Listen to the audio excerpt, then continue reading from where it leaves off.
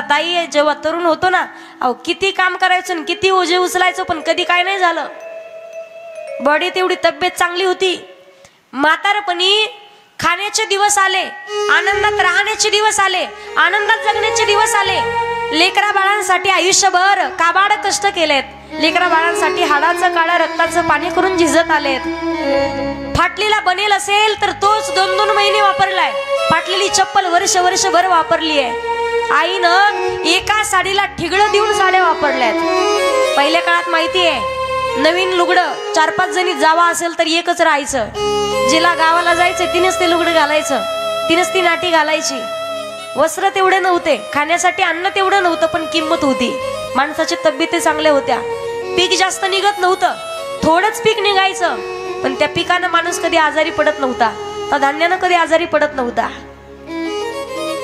आता आई वडिलांनी जिवंत आहे तोपर्यंत लेकरा बाळांसाठी प्रॉपर्टी किती कमवून ठेवा. म्हातारपण यावं.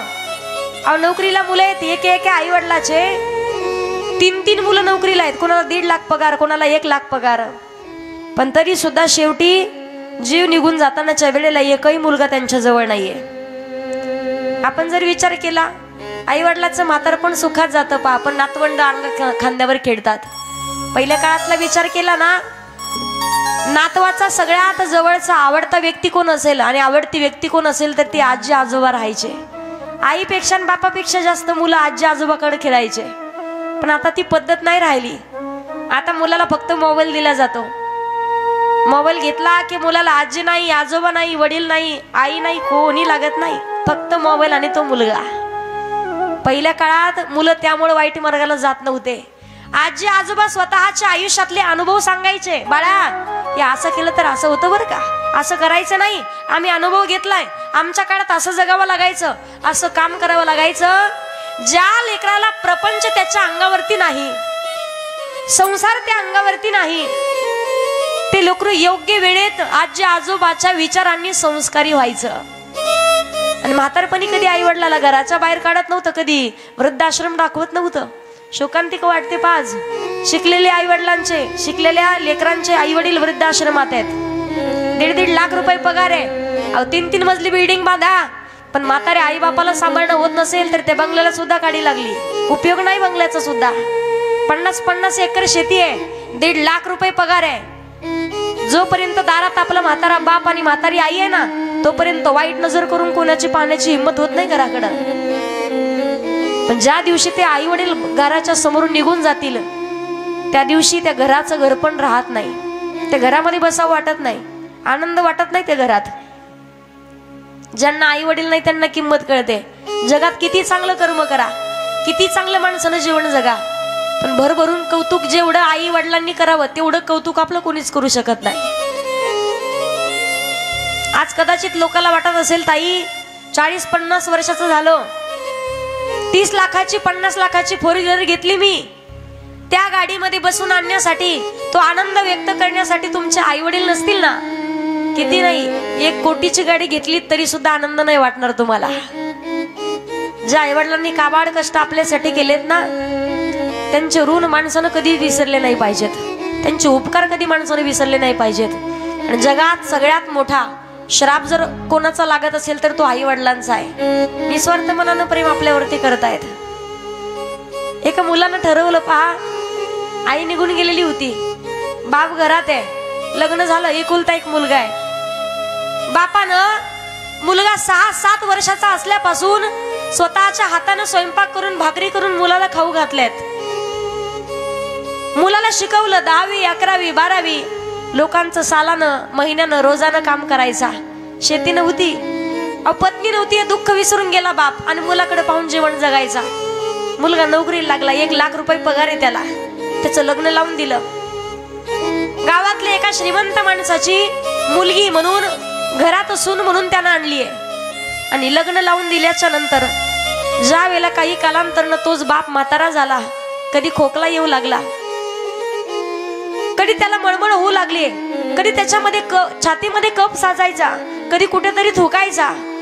पण म्हाताऱ्या बाप रात्रभर खोकला यायचा म्हणून एक दिवस सुनबाई म्हटली, स्वामी मालकाला म्हणे, एक तर तुमचे वडील घरात राहतील किंवा मी घरात राहील.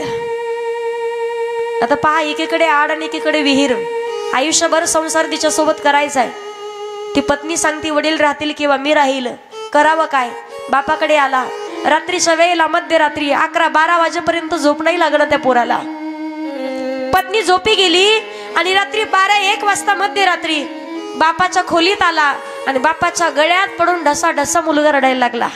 बापाला सांगते, बाबा 6 वर्षाचा 7 वर्षाचा असल्यापासून आई निघून गेली तर सांभाळ तुम्ही केलाय. आईची जाणीव नाही होऊ दिली कधी मला, आईची जाणीव होऊ दिली नाही. रात्रंदिवस लोकांचे रोजानं सालानं काम केलंय तुम्ही, पण एवढे कष्ट करून सुद्धा आज पत्नी सांगते तुमचे वडील राहतील किंवा मी घरात राहील. बाबा तुम्ही जर निघून गेले तर मी जीवन नाही जगू शकत, आणि पत्नी जर निघून गेली तर माझा संसार उद्ध्वस्त होईल. बापानं मुलाला स्वतः बिलगून घेतलं, त्याला घट्ट मिठी मारली आणि बापाला तो मुलगा सांगतोय, बाबा मी सांगतो ते करा. आपल्याच गावाच्या बाहेर 15-20 किलोमीटर अंतरावरती एक वृद्ध आश्रम आहे. त्या आश्रमात तुम्हाला टाकतो. 2-3 दिवसाला मी भेटायला येत जाईल. तुम्हाला रोज घरून मी डबा घेऊन तुम्हाला आणून देत जाईल. फक्त तुम्ही तिथे राहा. ज्या बापानं ज्या मुलासाठी 6 महिन्यानं काम केलं त्या बापाला काय वाटत असेल याचा विचार नाही केला त्या पोरानं. ज्या वेळेला वृद्धाश्रमात टाकण्यासाठी बापाला खांद्यावर घेतलं तो मुलगा निघाला. 10-15 किलोमीटर आला. 1 किलोमीटर अंतरावरती वृद्धाश्रम राहिलेला. मैलाचा दगड होता.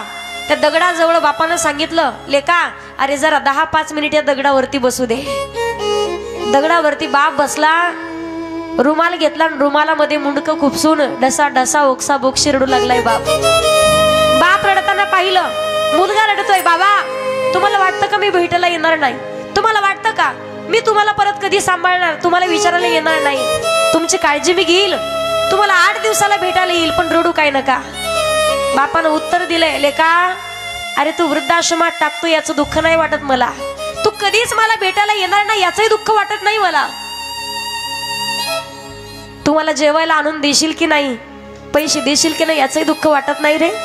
एकाच गोष्टीचं वाईट वाटतंय की आज ज्या वृद्धाश्रमात मला टाकण्यासाठी तू चाललायस ना, आणि ज्या मैलाच्या दगडावरती मी बसलोय ना, काही काळ असा होता माझ्या बापाला सुद्धा मी याच वृद्धाश्रमात घेऊन चाललो होतो, आणि माझ्या बापानं सुद्धा याच दगडावरती बसून असाच ढसा ढसा रडत होता. त्यावेळेला सुद्धा मी तुझ्यासारखे प्रश्न विचारायचे रे. तेव्हा माझ्या बापाचं अंतकरण, तेव्हा त्यांचं मन माझ्या लक्षात नाही आलं. पण आज कळत आहे माझ्या बापाला किती वेदना झाल्या असतील, किती त्रास झाला असेल. तो त्रास माझ्या आयुष्यात घडतोय, एवढी काही मोठी गोष्ट नाही, पण हा त्रास मी माझ्या बापाला दिला याचं दुःख वाटतंय. मुलाच्या लक्षात आलं, डोक्यात प्रकाश पडला. एका क्षणात बापाला खांद्यावरती घेतलं आणि तिथून घरापर्यंत निघून आला. बायकोला सांगितलं तुला राहायचं असेल तर राहा, नाही तर निघून गेली तरी चालेल, पण बापाला कधी घराच्या बाहेर काढणार नाही. मालकाने कधी माणसाने हाच निर्णय घेतला पाहिजे. पत्नी आपल्याला कधी पण हातात घेण्याचा प्रयत्न करते, पण आई वडिलांचा तिरस्कार करून आई वडिलाला बाहेर काढून द्या असं म्हणणारी पत्नी ही कधीच आयुष्यभर तुमच्या सोबत राहू शकत नाही. ती कधीच तुम्हाला सुख दुःखामध्ये सहभागी तुमच्या होऊ शकत नाही. कधीच तुम्हाला सुख दुःखात साथ ती देऊ शकत नाही. जी पत्नी पतीच्या सुखामध्ये पतीच्या दुःखामध्ये सासू सासऱ्याचा सांभाळ सुद्धा स्वतःचे मायबाप असल्यासारखं करते ना, तीच खरी धर्मपत्नी आहे, तीच खरी संस्कारी बाई आहे. संस्कारी बाईचे लक्षण ते आहेत. घरातल्या पूर्ण परिवाराला व्यवस्थित सांभाळणं, सगळ्याला सोबत घेऊन चालणं, स्वतःच्या पद्धतीने वागणाऱ्या महिला आज भरपूर आहेत. लग्न झालं की बाईला वाटतं मला सासूबाईनं बोललं नाही पाहिजे, मला सासऱ्यानं सांगितलं नाही पाहिजे. शेवटी अनुभव घेतलाय त्यांनी. सासू सासऱ्याला सुद्धा अनुभव आहे, आणि काही सासवाला सुद्धा वाटतं सून आली म्हणजे आमची सून आहे, लेक म्हणून सांभाळत नाहीत. पण एक गोष्ट लक्षात ठेवायची सगळ्यांनी, सासवांनी, ज्या सासूबाईला वाटतं मी माझ्या सूनबाईला त्रास दिला पाहिजे, मी तिला सासरवास केला पाहिजे, तुमची सुद्धा मुलगी कोणाच्या तरी घरी जाऊन ती सुद्धा कोणाची तरी सूनच आहे, हे आपण कधी विसरायचं नाही. तुम्ही दुसऱ्याच्या मुलीला स्वतःच्या मुलीसारखं सांभाळलं तर तुमच्या मुलीला लोक सुद्धा स्वतःच्या मुलीसारखं सांभाळतील. आपण केलं तर लोक वागत असतं. कारण आपण म्हणतो ना, आपण जर आरे म्हणलो तर लोक कार्य म्हणतात, पण आपण जर आहो म्हटलं तर लोक आपल्याला काहोच म्हणणार आहेत. बोलण्याची भाषा, बोलण्याची पद्धत सगळी आपल्याकडेच आहे. मग प्रपंचामध्ये विचार करतो आपण की परमार्थाचा विचार करतो, या गोष्टी आपण पाहिल्या पाहिजेत. जोपर्यंत शिवत्व आपल्यामध्ये आहे ना तोपर्यंत आपण शव बनत नाहीत. आणि ज्या दिवशी शिवत्व निघून जाईल त्या दिवशी मात्र आपण शव बनल्याशिवाय राहत नाही. शव म्हणजे प्रेत, प्रेत म्हणजेच मढ. भोलेनाथ शिवत्व आपल्यामध्ये आहे. आणि राम म्हणजे जीवनाची सुरुवात आहे आणि राम म्हणजे जीवनाची सांगत आहे. रामाचं इष्ट दैवत सुद्धा भगवान भोलेनाथ आहेत. जोपर्यंत शिवत्व आहे तोपर्यंत आपण जिवंत आहोत. ज्या दिवशी शिवत्व निघून जाईल त्या दिवशी मात्र आपण जिवंत राहू शकत नाही.